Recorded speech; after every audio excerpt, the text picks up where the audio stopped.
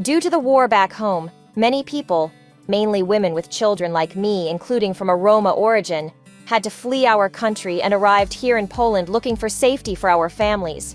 From the very first days here, we encountered many challenges, but also a lot of positive things. Government services and people from humanitarian and civil society organizations and volunteers offered us support at every step.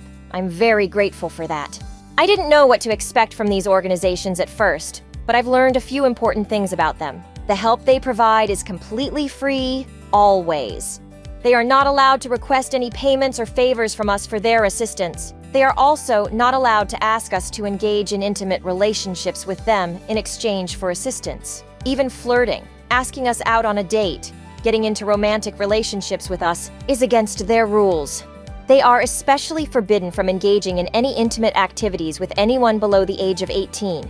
As a woman, it makes me feel safe knowing that I am protected from these behaviors, and I know what steps to take if it happens to me or someone I know.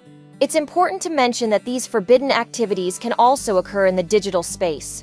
Workers or volunteers from humanitarian organizations should not ask you to send intimate photos of yourself or engage in any sort of romantic activities with us. This also includes them sending you unwanted, intimate, or romantic text messages. Aid workers should treat us with respect and dignity, without discrimination, and should not misuse their power. Their role is to help us without harming us or intimidating us. They should be focused on supporting us without seeking personal benefits, especially economic or personal ones from their interactions with us. We should feel safe and respected when interacting with aid workers who are helping us. They should not use our trust or vulnerable situation to hurt us. I'm glad to know that, as a woman refugee from a Roma background living in another country, I have the right to safety, security, and dignity. It is important for us to know about their rules, but also about our rights, so that we can protect ourselves too. We should know that if a worker or volunteer from a humanitarian organization harms us or demands anything in return for assistance, we should report it immediately. We can talk to another aid worker we trust, file a complaint online, via email, or by using any of the reporting channels available to us. The report will be handled confidentially. Our safety will be a top priority, and our preferences will be respected. For instance, we may contact the UNHCR helpline in Poland at 800-012-948.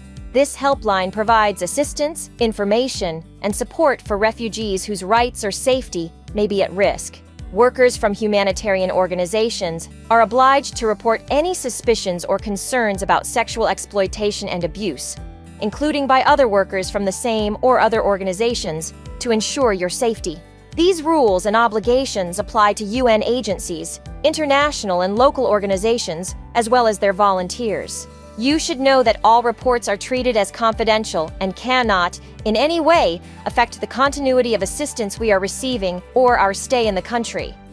Our protection and safety are their top priorities,